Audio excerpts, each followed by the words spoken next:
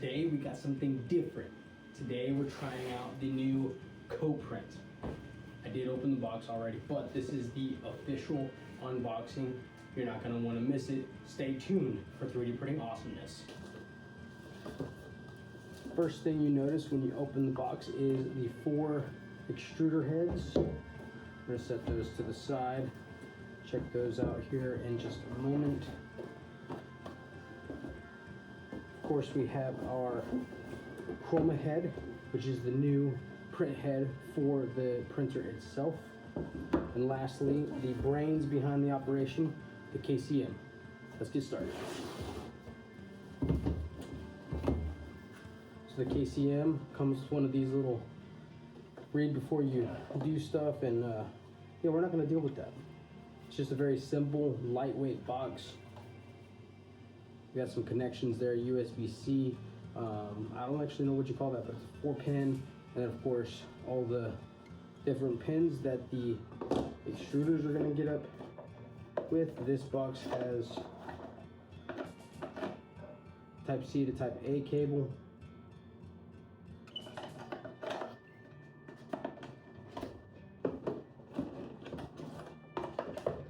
Final box here, it's a big one. She's heavy too.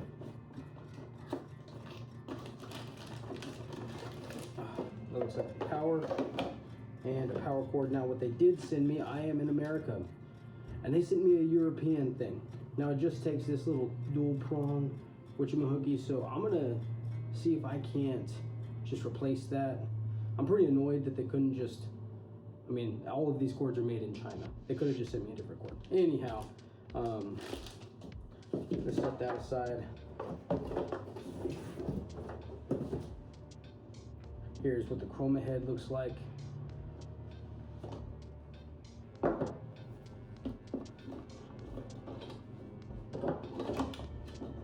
Careful, apparently that is magnetically attached. This would be helpful if you have any issues with your heat sink or anything. Just one fan motor. It's pretty good. Pretty simple. There's a little attachment that's going to go on right there. Of course, you have your pin adapter there, and you can see all in here.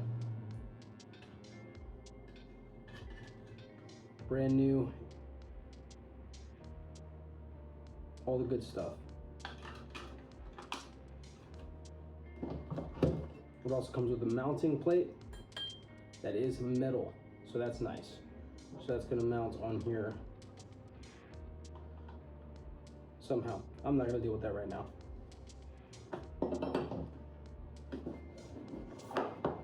Also, we're getting power cable, it looks like, and some PTFE tube guys there, some mounting hardware, and then of course the top adapter. That's metal. I did not expect that. And then of course our cable that will take us all the way through. So good amount of stuff there. Anything else in that box? No. Okay.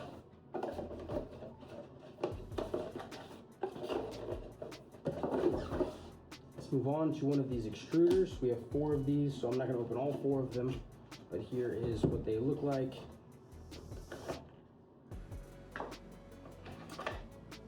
So this is 2 parts.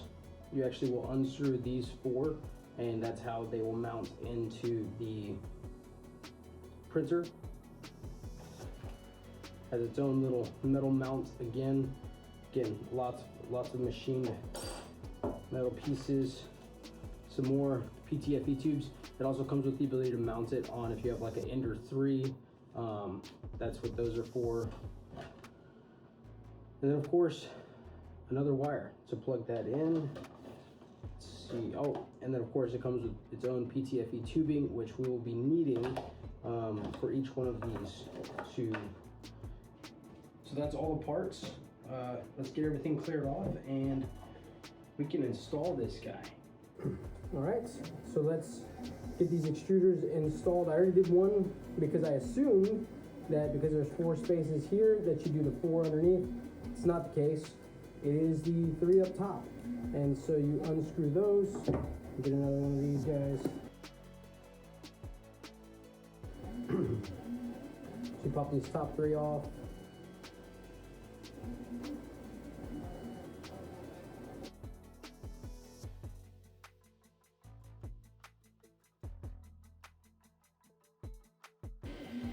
Right, 2 more.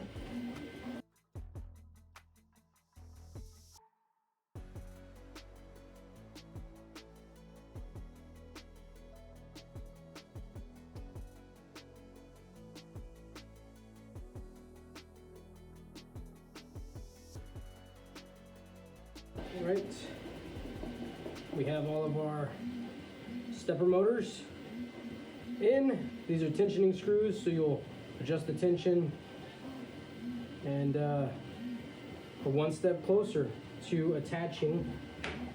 Once my printer gets done printing, this will attach on to it, and then this one then will attach to here. It's a pretty straightforward process, and of course the third part you need to print is the bracket. So make sure you get all those printed and ready to go, and we're going to move on to the next step here in just a moment. A couple of things that I have already upgraded on this is I moved the spool holder from this side to the top, and I also moved the filament runout sensor. I had to purchase some extra cabling and all of that, and so those are 2 main upgrades. So I can now pop these guys off.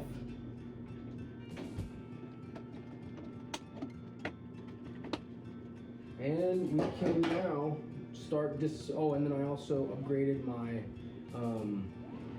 fan capabilities here.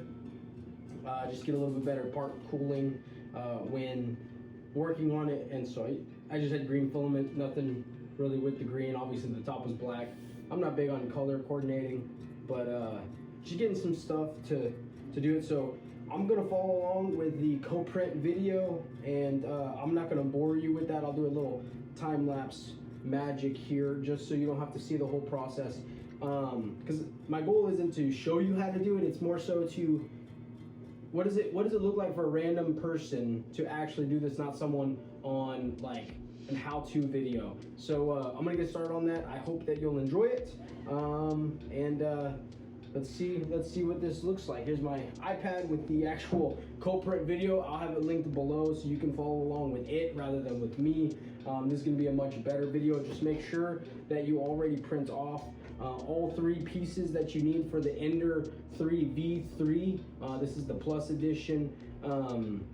Make sure you check your stuff. I'll have links below. Check everything for whatever pieces you need to print before getting to this point of actually disassembling the machine, because once you get to this point, either you reassemble it or you go back to square one.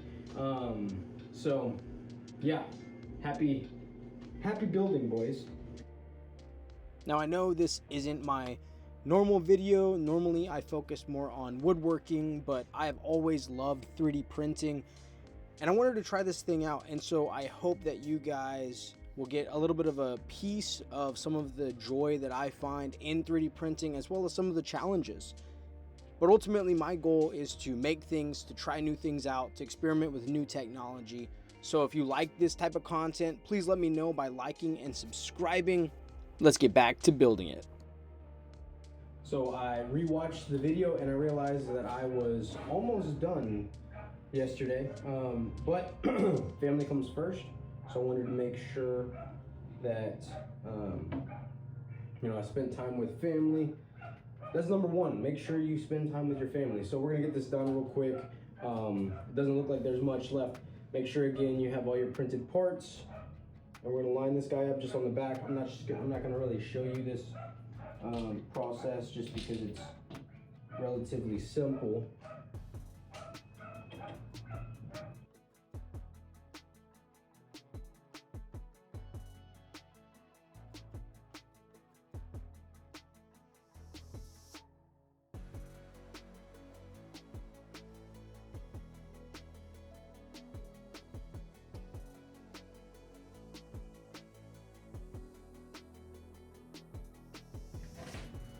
Make sure you get the right screws for the job, because I'm going to use my own personal screws, and I'm sure that it would work if you had the right screws. These just seem too long to me, so I want to make sure these are nice and snug and holding everything together. Last thing you want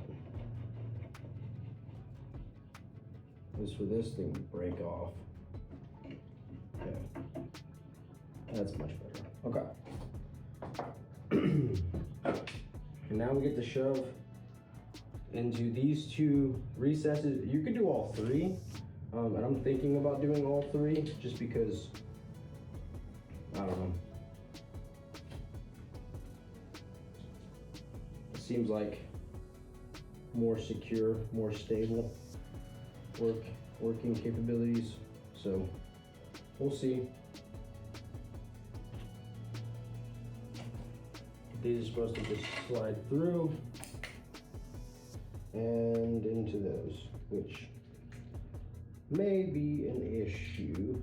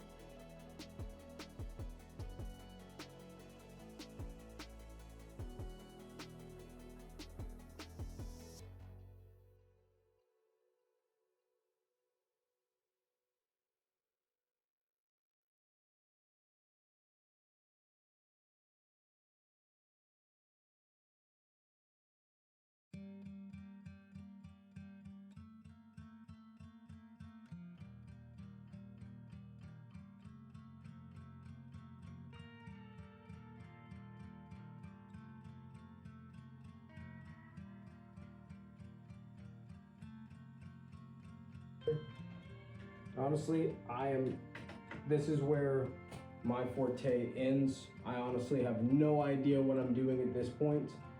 All of this made sense. It's just physical attachments to everything.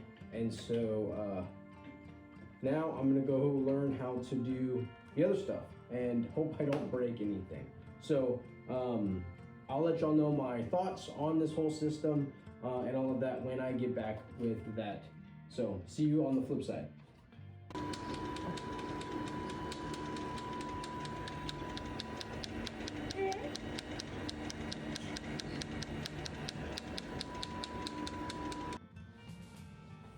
I have yet to see any videos on how to actually disassemble this guy, so for some reason I'm not getting the cutter head to work, so I just wanted to try this out, see what would happen if I disassembled it. Maybe the whole thing will explode.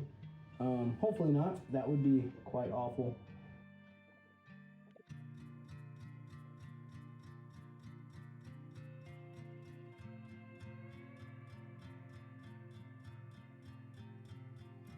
You can see all the way through there. No issues. Yeah, if it starts to move on you, switch to a different size, because last thing you want to do is strip out one of these things. That's the cutter head. So here's the stepper motor. Oh, you don't want to lose that. That's extremely important. By the way, that goes right here. Oh, it doesn't. It goes right there. That's where the filament goes. Just kidding. So make sure you do not lose this pin. That's extremely important. I'm gonna set it down here, of course.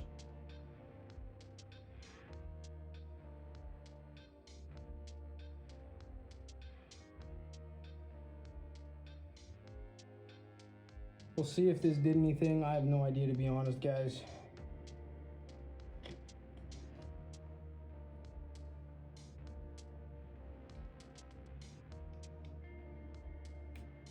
Okay. So you have your, make sure you look, because if you can see through there, right? That's your filament. This is where that pin goes.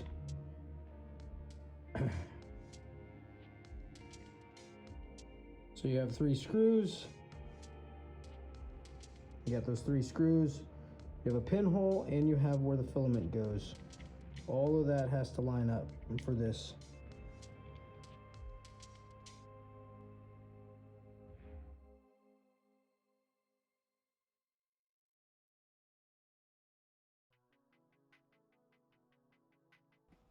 After doing all of that, I realized it was not a mechanical failure, but in fact a software issue. So the CoPrint guys hopped on, helped me figure it out. He re-downloaded everything and was actually super helpful. And boom, I was up and printing multicolor with my Ender 3 V3 Plus. So here's some images of a Panda. All of these files that I print in this video were done by Saber 3D. I'll leave a link to his files and stuff. I'm on his Patreon, but of course, some printing, sometimes there's a mishap. And so this had nothing to do with CoPrint. It happened to just not stick very well. And of course, there's some stringing, just something I got to work on in the slicer settings. But overall, I was super satisfied and excited for what CoPrint had to offer for me. And as you can see, some of these I had some bleeding, the bleeding effect where the white turns the black kind of into a gray. And I was just so excited. Man, I finally have a multicolor 3D printer with a massive build volume. I could do smalls, I could do larges, and of course these are all 2 colors, so they were kind of simple. So I wanted to get these up, get them ready to sell, because if you're a member of Saber 3D's Patreon, as with many of these guys, you can sell their files. And so I started to get all of these files done, and I was so excited for what was going to happen. I even printed out this little trash panda for one of my buddies. Unfortunately, I was using older, less stable filament, and so while it turned out okay, unfortunately one of the legs kind of pops off, and you're about to see that here. As I take it off the build plate, pop it up, and boop, no leg. So thankfully this was for a friend and not for a customer, but I definitely wanted to try out this little trash panda. I thought it was super cute. Its arms articulate and just a really cool little guy. Comes with a matching trash can. And I'm on cloud 9 at this point, y'all. And this is an amazing product. I'm printing with it. Everything looks great. Well, besides the bleeding, which something I was gonna fix, okay? Well, then things started to get a little bit worse. All of a sudden, the dragon falls apart.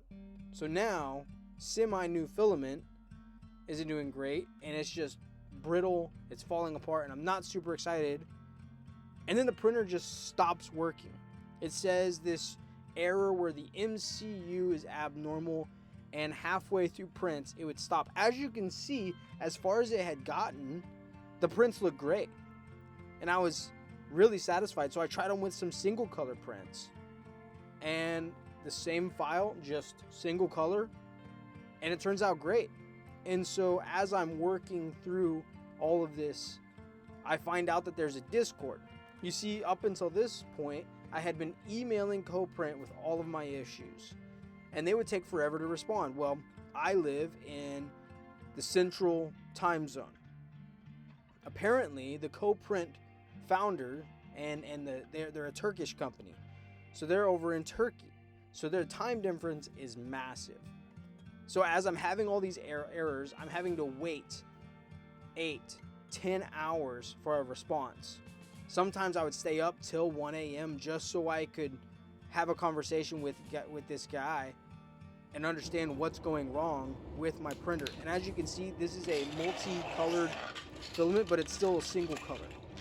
And so everything single color was printing fine. It was only with the multicolor system that I was getting errors and things were just stopped printing. So I'm talking with this guy. Come to find out there is a Discord, so I hop on with the Discord. And the Discord guys, you have to know The Discord guys are awesome. If you end up with CoPrint, get the Discord server. Get involved. Look at it. It is awesome. Those guys are super helpful. A lot of them have had similar problems. But I want to highly, highly, highly recommend the Discord. Ultimately, I took it apart. I took my Ender 3 V3 Plus back to stock, and I set CoPrint aside. Unfortunately, it is not for me. CoPrint was more of a no print. So for any of you who are trying to decide, should I get this, should I not, be aware there's a lot of tinkering that you have to do. And if you're into that, that's awesome. I really enjoyed the process, but I also need to make money. So I ended up going ahead and biting the bullet and getting the Anycubic Cobra S1 with the combo unit. As far as I know, it's a good 3D printer. So far I've had mostly good prints with it. If you would like to know more about the Cobra 3 or the Cobra S1, let me know and I'll make another video on that. But I just wanted to give you my thoughts on CoPrint. It's a really cool idea. I love the ability to make any prints or multicolor. The reality is just, I had a bad experience. And take that with what you will. If you're into 3D printing or you're wanting to get into 3D printing, I highly recommend it. A lot of these machines out of box are awesome. It's when you start doing these modifications that you start to run into some of these errors. But 3D printing is so much fun. I highly recommend it. Hop in there, make something. I'll see y'all in the next one.